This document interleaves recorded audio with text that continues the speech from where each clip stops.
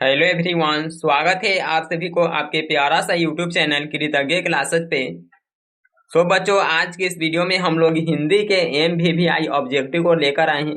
जैसा कि आप लोगों को पता है कि पिछले क्लास में हम लोगों ने पहले SST के ऑब्जेक्टिव को किए थे, उसके बाद साइंस के ऑब्जेक्टिव के किए थे और आज हिंदी के इम्पोर्टेंट ऑब्जेक्टिव को लेकर आए हैं जो कि आपके एग्जाम में आने का संभावना है। यहाँ पर हम लोग 60 ऑब्जेक्टिव क्वेश्चन को करेंगे और वादा करते हैं कि इस बार हिंदी में 50 में 50 ऑब्जेक्टिव सही करके आना है। तो जल्द से पहले आप लोग अपने दोस्तों के पास वीडियो के लिंक को शेयर कर दीजिए। और पहली बार यहाँ पे आपको मेरा फेस शो हो रहा होगा, जो कि यह रिकॉर्डिंग फोन से ही हो रहा है, तो आपको क्वालिटी इतना अच्छा नहीं दिख रहा, लेकिन फिर भी फेस कैम आने का प्रयास किया गया है। तो आपको यह कैसा लग रहा है ये भी कमेंट करके बताइए। और बताइए कि फेस कैम इसी तरह से क्लास होना चाहिए या जो पिछला क्लास हुआ था उसमें फेस नहीं शो किया गया था ऐसे होना चाहिए। ये सभी आप लोग कमेंट करके जरूर बताइए। तो शुरू करते हैं, अपने दोस्तों के पास शेयर कर दीजिए और चैनल पे पहली बार आए होंगे तो सब्सक्राइब करके बेल आइकन को प्रेस कर लीजिएगा। तो देखिए यहाँ पे फर्स्ट क्वेश्चन आपके सामने है, स्क्रीन पे फर्स्ट क्वेश्चन दिख रहा है। देखिए, भीमराव अंबेडकर के विख्यात भाषण एनिहिलेशन ऑफ कास्ट का हिंदी रूपांतरण किसने किया था? हिंदी रूपांतरण की बात किया है तो बताइए हिंदी रूपांतरण किसके द्वारा किया गया है? जल्द से आप लोग आंसर बताइएगा फर्स्ट क्वेश्चन का। इसका जो हिंदी में रूपांतरण किया गया है बच्चों, यह किया गया है ललई सिंह यादव के द्वारा। आप लोग नीचे कमेंट सेक्शन में आंसर बताते चलेगा। अगला क्वेश्चन पे बढ़ते हैं। नेक्स्ट है कि नलिन बिलोचन शर्मा का जन्म कब हुआ था? चलिए बताएगा आप लोग सेकेंड का आंसर। नलिन बिलोचन शर्मा का जन्म पूछा है। नलिन बिलोचन शर्मा का जन्म कब हुआ था? जल्द से आप लोग कमेंट करके बताइएगा। ऑप्शन ए है 18 फरवरी 1916 ईस्वी। ऑप्शन नंबर बी यहाँ पे है कि 14 फरवरी 1916 ईस्वी। ऑप्शन सी है 3 जनवरी 1916 ईस्वी और ऑप्शन डी है 12 फरवरी 1916 ईस्वी। सेकेंड का आंसर क्या होगा? जल्द से आप लोग कमेंट करके बताइएगा। चलिए, और अपने दोस्तों के पास भी शेयर कर दीजिए। यह फर्स्ट क्लास है जो कि फेस कैम क्लास हो रहा है, तो आप लोग कमेंट जरूर कीजिएगा और ज्यादा से ज्यादा दोस्तों के पास शेयर कर दीजिए। और आंसर बताइए सेकेंड का क्या होगा इसका? नलिन बिलोचन शर्मा का जन्म पूछा है, तो आप लोग लेखक परिचय को नहीं देखे होंगे तो जरूर देख लीजिएगा। नलिन बिलोचन शर्मा का जो जन्म हुआ था यह हुआ था 18 फरवरी 1916 ईस्वी को। Option number A right answer हो जाएगा। अगला क्वेश्चन आपके सामने है 3 नंबर। सेन साहब की कितनी लड़कियां हैं? महत्वपूर्ण प्रश्न है, बताएंगे आप लोग आंसर। पूछा गया है कि सेन साहब की कितनी लड़कियां हैं, तो आपको बताए थे हिंदी एक्सप्लेनेशन में। हिंदी एक्सप्लेनेशन आप लोग नहीं देखे होंगे तो जरूर देखेगा। चलिए, सेन साहब की कितनी लड़कियां थी? तो इनकी 5 लड़कियां थी और पांचों लड़की का नाम पूछा जाता है, तो आपको याद रखना है। फर्स्ट हो जाएगा आलो, आलो, उसके बाद रजनी। चलिए यहाँ पे देख सकते हैं, आपको नाम याद रखना है। फर्स्ट आलो, रजनी, उसके बाद शेफाली, आरती। आलो, रजनी, शेफाली, आरती और एक और था। एक और का नाम क्या था बताइए तो आप लोग। हाँ, सीमा। एक का नाम देखिए, सीमा, रजनी, आलो, शेफाली और आरती। यह इनकी 5 लड़कियां थी, तो आपको याद रखना है पांचों लड़कियों का नाम। नेक्स्ट यहाँ पे दिया है कि अग्रजा शब्द में प्रत्यय है, उपसर्ग प्रत्यय से क्वेश्चन है। हिंदी व्याकरण के क्लास को आप लोग नहीं देखे होंगे तो देख सकते हैं, प्लेलिस्ट में आपको मिल जाएगा। और आंसर बताइए, अग्रजा शब्द में प्रत्यय पूछा है, अग्रजा शब्द में कौन सा प्रत्यय होगा? चलिए प्रत्यय बताइए। तो आपको उपसर्ग प्रत्यय पता है, उपसर्ग है जो कि शब्द के पहले लगता है और प्रत्यय बाद में लगता है।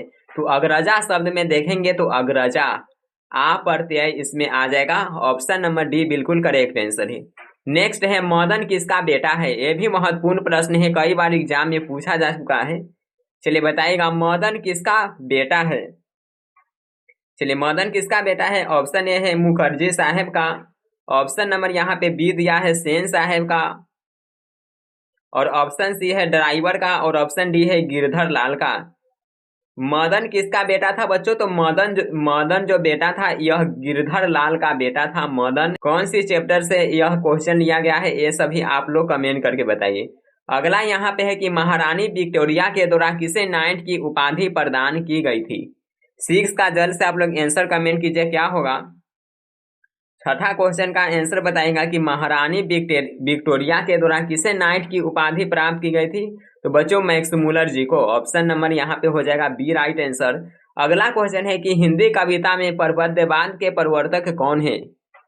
चलिए तो क्या होगा 7 का आंसर, तो ये हो जाएंगे नलिन बिलोचन शर्मा, जो कि 20 के दांत लिखा गया है नलिन बिलोचन शर्मा के द्वारा। और अभी आपसे जो क्वेश्चन पूछे थे मदन वाला, किस चैप्टर का हुआ है, तो 20 के दांत का ही। देखिए नेक्स्ट क्वेश्चन 8वां आपके सामने है, आत्मसात शब्द में प्रत्यय कौन है।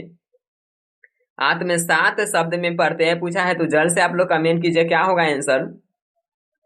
चलिए बताइएगा, आत्मसात शब्द में कौन सा प्रत्यय हो जाएगा, आत्मसात। इसमें जो प्रत्यय हो जाएगा वो हो जाएगा सात, ऑप्शन नंबर ए। अगला क्वेश्चन है कि विचार और वितर्क किस लेखक की रचना है। चलिए 9 का जल्द से आप लोग आंसर कमेंट कीजिए, विचार और वितर्क किस लेखक की रचना है। ऑप्शन ए है Hazari Prasad Dwivedi, option B Mahatma Gandhi, option C Gunakar मूले, ऑप्शन डी है यतीन्द्र मिश्र। विचार और वितर्क के बारे में पूछा है, बताइएगा किसकी यह रचना है। किसकी हो जाएगी यह रचना 9 का, तो हजारी प्रसाद द्विवेदी जी के द्वारा द्विवेदी की रचना है, जो कि लिखे हैं कौन से चैप्टर, तो नाखून क्यों बढ़ते हैं, आपको याद रखना है। और पाठ और लेखक के नाम याद नहीं है तो उसका ट्रिक बताया गया है, आपको डिस्क्रिप्शन में वीडियो का लिंक दिया जाएगा, जिससे कि आप देख करके और पूरा गद्यखंड और काव्यखंड दोनों का ट्रिक के माध्यम से मात्र 2 सेकेंड में पहचान लोगे कि कौन सा पाठ किस लेखक के द्वारा लिखा गया है। तो ट्रिक है इसका बनाया हुआ, आप लोग उसे देख सकते हैं। देखिए नेक्स्ट यहाँ पे 10वां क्वेश्चन आपके सामने है, नाखून बार बार काटते रहना और अलंकृत करते रहना निरूपित करता है, यह किसे निरूपित करता है।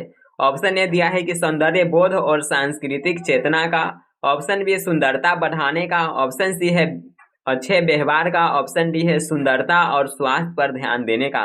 10 का आप लोग क्या आंसर लगाएंगे, जल्द से कमेंट कीजिए कि नाखून बार बार काटते रहना और अलंकृत करते रहना निरूपित करता है, तो सौंदर्य बोध और सांस्कृतिक चेतना का, ऑप्शन नंबर ए इसका राइट आंसर हो जाएगा। देखिए नेक्स्ट क्वेश्चन है, घृणा शब्द का विलोम है। ऑप्शन ए नफरत, ऑप्शन बी है प्रेम, ऑप्शन सी सहयोग और ऑप्शन डी सत्कार।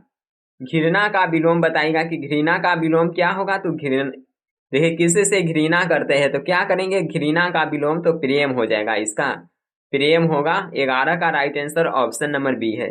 नेक्स्ट, हवा शब्द का लिंग निर्णय करे। हवा शब्द देखिएगा यह कौन सा लिंग हो जाएगा, हवा। हवा शब्द का लिंग निर्णय पूछा है, 12 का आप लोग जल्द से आंसर कमेंट कीजिए। चलिए हवा शब्द का लिंग निर्णय क्या होगा। ऑप्शन ए दिया है स्त्रीलिंग, ऑप्शन बी पुल्लिंग, यही दोनों में से कोई होने वाला है। जल्द से आप लोग कमेंट कीजिए, और अभी तक शेयर नहीं किए हो तो अपने दोस्तों के पास शेयर भी कर दीजिएगा। और हवा शब्द की बात करें तो हवा शब्द, चलिए एक HW, लिंग निर्णय में बहुत सारे स्टूडेंट्स को कठिनाई होता है, तो इसका आपको आंसर कमेंट करके बताना है।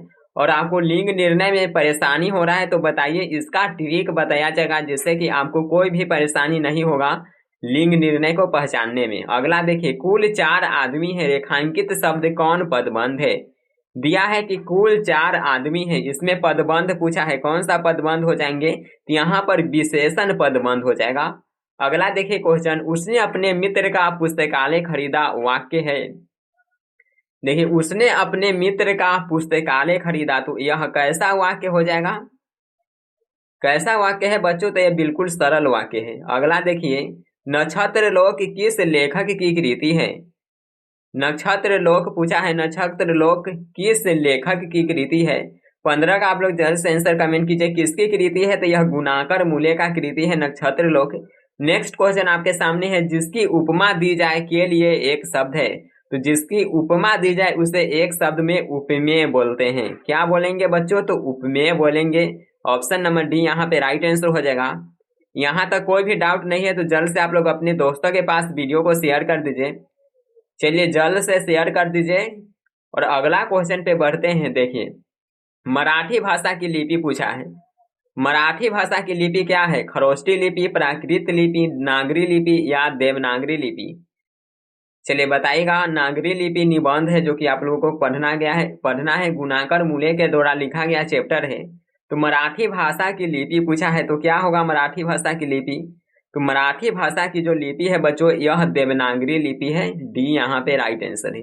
अगला क्वेश्चन आपके सामने है, धारा नगरी के कौन परमार शासक विद्यानुरागी थे। चलिए बताइएगा, धारा नगरी के कौन परमार शासक विद्यानुरागी थे? महेंद्रपाल थे, भोज थे, मिहिर भोज या अमोघ वर्ष, कौन थे? 18 का आपको आंसर पता होगा तो बताइएगा, यह था भोज।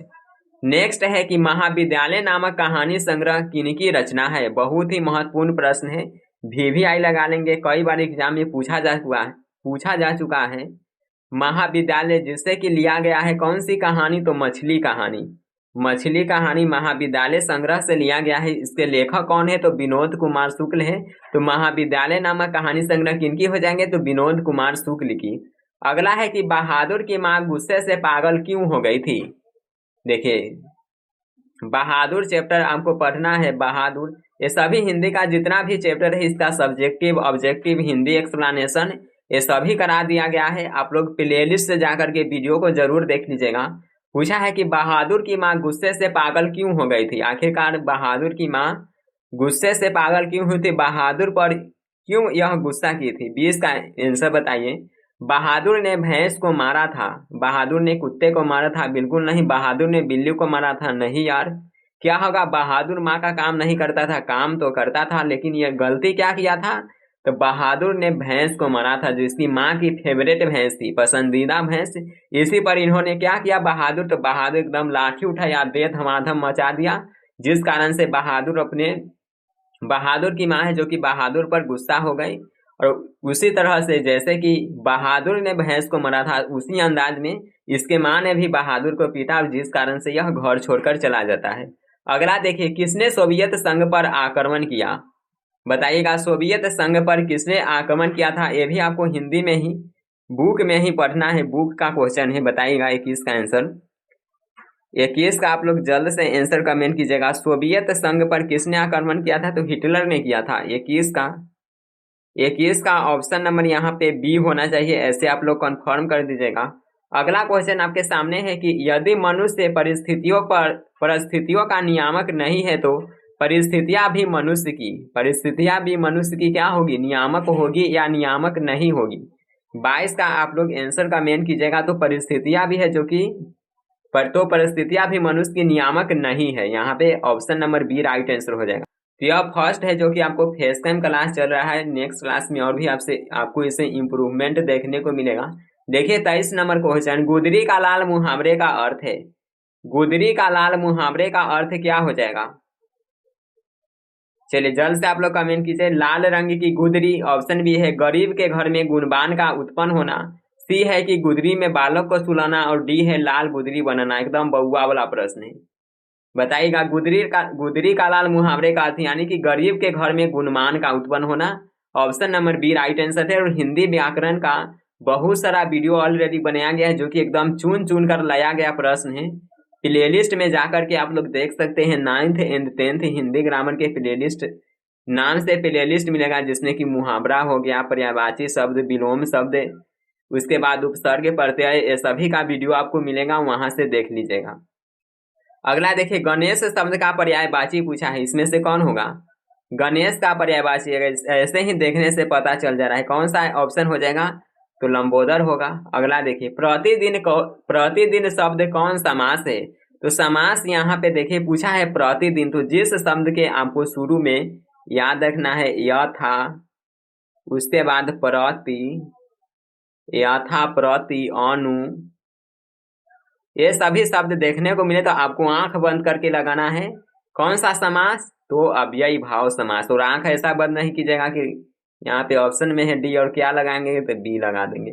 ऐसे भी आंख नहीं बंद करना, नहीं तो आप लोग सोचेंगे कि आंख बंद करके चलिए कोई भी लगा देते हैं, तो ऐसा नहीं होना चाहिए। यहाँ पे क्या होगा? तो अव्ययी भाव समास हो जाएगा, ऑप्शन नंबर डी। अगला देखिए क्वेश्चन आपके सामने है कि यशोधरा शब्द का संधि विच्छेद है। चलिए बताइए, यशोधरा शब्द का संधि विच्छेद क्या होगा? तो यश धन धरा इक्वल टू यशोधरा। देख लेंगे कहाँ पे ऑप्शन में, तो ऑप्शन नंबर ए हो जाएगा। आगे देखिए 27 नंबर है, इनमें से शुद्ध वाक्य कौन है? बताइएगा 27 का आंसर कौन होगा? शुद्ध वाक्य पूछा है। 27 का जल्द से आप लोग कमेंट कीजिए। शब्द तो केवल संकेत मात्र है, ऑप्शन बी है शब्द तो केवल संकेत है। शब्द तो केवल संकेत मात्र ही है और इनमें से कोई नहीं, तो शब्द तो केवल संकेत मात्र है, होगा ऑप्शन नंबर ए। आगे बढ़े, यहाँ तक कोई भी डाउट नहीं है तो जल्द से आप लोग अपने दोस्तों के पास शेयर कर दीजिए। तो फटाफट से पहले आप लोग शेयर कर दीजिए। बहुत सारे स्टूडेंट्स होंगे जो कि शेयर नहीं किए होंगे, और वीडियो का आप लोग लाइक कर दीजिएगा, लाइक कर दीजिए। और ये सभी का पीडीएफ आपको अपना टेलीग्राम के चैनल पे मिल जाएगा। ज्वाइन नहीं किए होगा तो जरूर ज्वाइन कर लीजिएगा, लिंक है डिस्क्रिप्शन में। लिंक कहाँ पे है बच्चों? तो डिस्क्रिप्शन में है। देखिए अगला है कि कवि घनानंद किस बादशाह के यहाँ मीर मुंशी का काम करते थे? तो मोहम्मद शाह रंगीले के यहाँ। ऑप्शन नंबर आप लोग बी आंसर लगा रहे हैं तो बिल्कुल राइट है। आगे देखिए क्वेश्चन है 29 नंबर, जन्म के 6 घंटे बाद किनकी माता का देहांत हो गया था? यह भी महत्वपूर्ण प्रश्न है, फटाफट से आप लोग कमेंट कीजिए आंसर। चलिए कमेंट कीजिएगा, जन्म के 6 घंटे बाद किनकी माता का देहांत हो गया था? 29 नंबर क्वेश्चन का आंसर क्या होगा? ऑप्शन ए है Guru Nanak, option B Sumitra Nandan Pant, option number यहाँ पे सी है रामधारी सिंह दिनकर, और डी है प्रेमखंड। जन्म के 6 घंटे बाद किनकी माता का देहांत हो गया था बच्चों? तो सुमित्रा नंदन पंत की। अगला है फावरे और हॉल राजदंड बनने को है, यह पंक्ति किस कविता की है? तो जनतंत्र का जन सिंहासन खाली करो की जनता आती है, इसी कविता का पंक्ति है। और फावरे और हॉल इसी में राजदंड बताया गया है।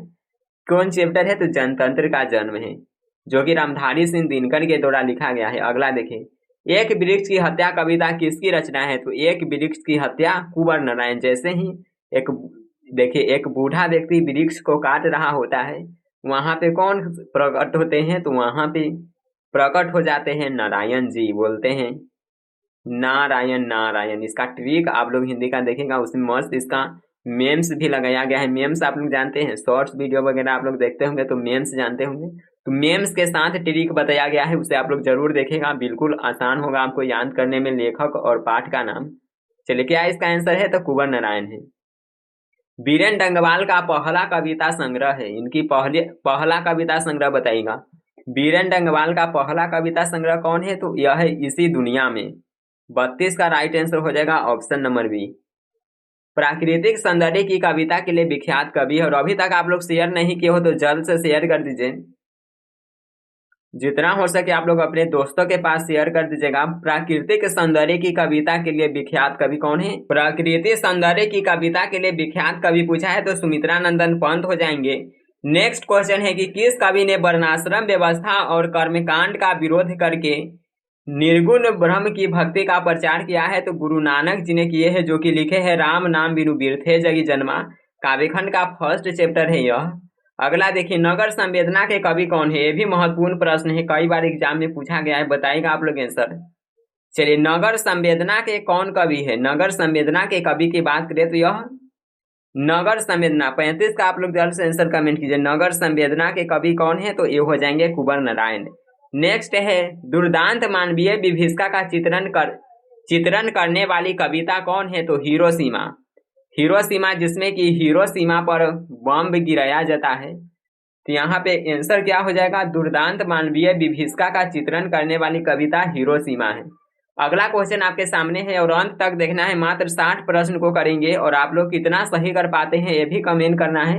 और यहाँ से बहुत सारा प्रश्न डायरेक्ट आपकी एग्जाम में आएगा, इसलिए आपको बताएं कि इस बार हिंदी में एकदम 50 में 50 का वादा है, 50 में 50 आपको सही करना है, तो अंत तक क्लास में बने रहिए। दिया है गुरु नानक के पद है, तो कौन है? तो राम नाम बिनु बिरथे जगी जन्मा। यहाँ पे देखिए राम भक्ति में गीत हो जाएगा, प्रेम एवं भक्ति के मधुर गीत, तो नहीं, राम भक्ति में गीत 37 का option number A correct answer होगा। अगला है रसखान द्वारा कृष्ण लीला का गान किया गया है। इन्होंने कृष्ण लीला का जो कृष्ण लीला गया है, किसमें गया है? पदों में, घनाक्षरी में, दोहों में या सबयों में? 38 का आप लोग जल्द से आंसर बताएगा, किसमें इन्होंने गाया है? सबैया और घनाक्षरी के कवि ऐसे रसखान मांगे जाते हैं, लेकिन इन्होंने जो गाया है यह हो जाएगा 38। तो लगा देंगे घनाक्षरी में इसका होना चाहिए। आगे बढ़ते हैं, चलिए आगे बढ़े। कोई भी यहाँ तक आप लोग को डाउट नहीं है तो जल्द से शेयर कर दीजिए, मात्र 20 प्रश्न बचा है। कवि प्रेमघन द्वारा अधिकांश काव्य रचना किस भाषा में की गई है?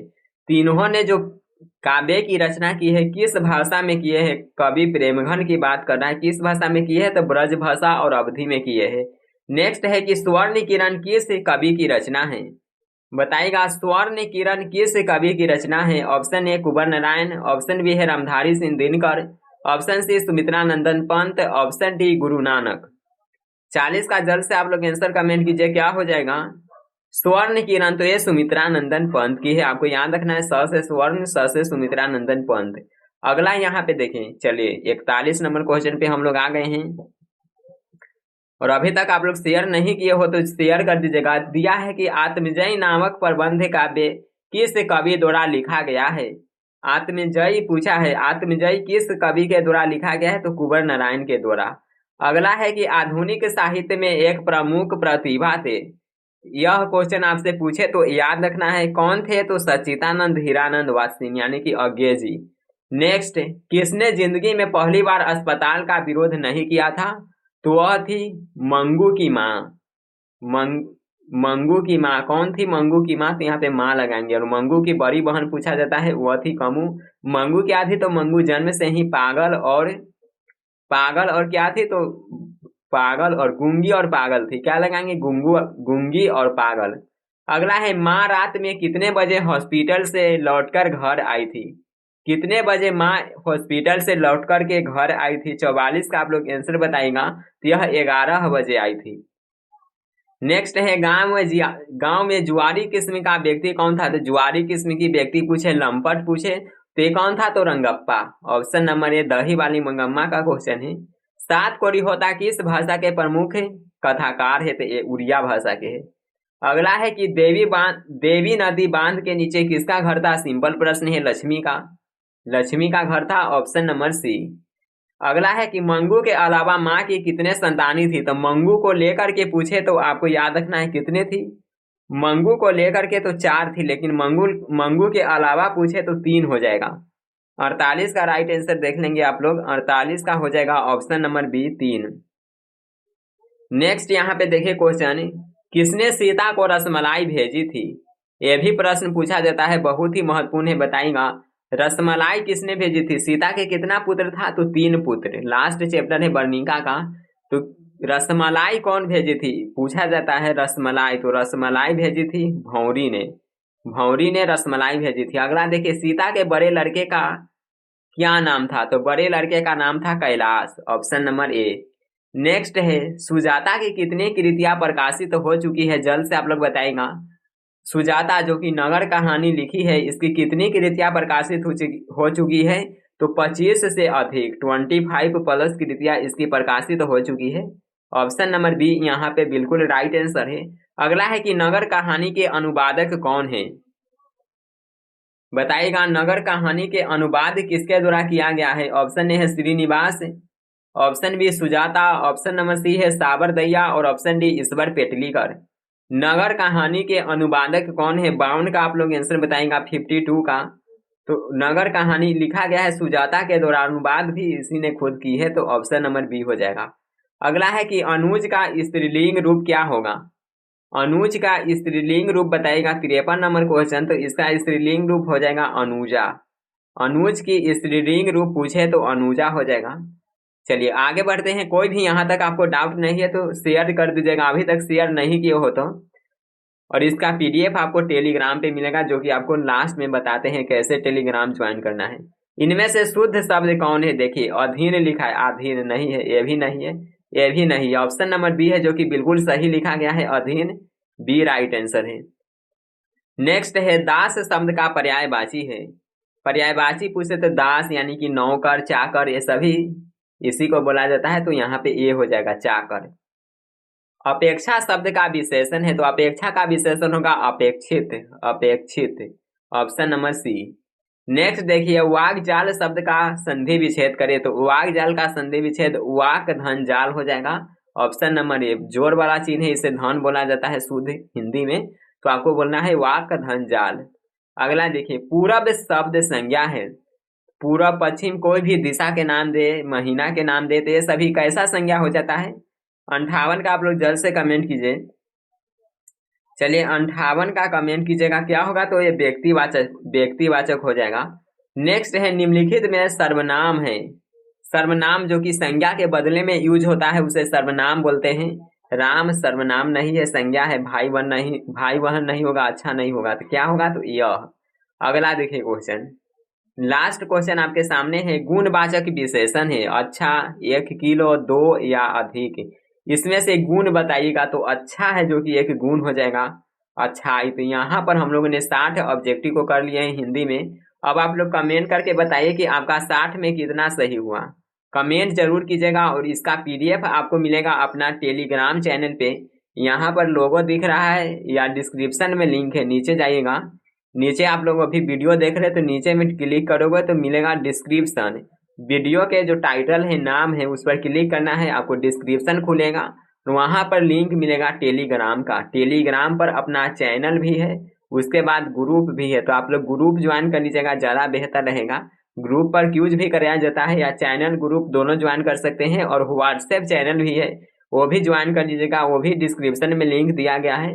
और आपका कितना सही हुआ कमेंट जरूर कीजिए। और नेक्स्ट क्लास है जो कि बहुत ही मस्त मस्त क्लास आने वाला है, कमेंट करके बताइए। आपको कोई भी स्पेसिफिक टॉपिक में डाउट हो रहा है तो कमेंट करके बता सकते हैं। और आज का ये क्लास कैसा लगा ये भी कमेंट करके बताइए, आपके कमेंट का इंतजार रहेगा। फर्स्ट क्लास है जिसमें कि आपको मेरा फेस शो हो रहा है, फेस कैम क्लास यह फर्स्ट लिया गया है। तो आपको यह कैसा लगा कमेंट जरूर कीजिएगा।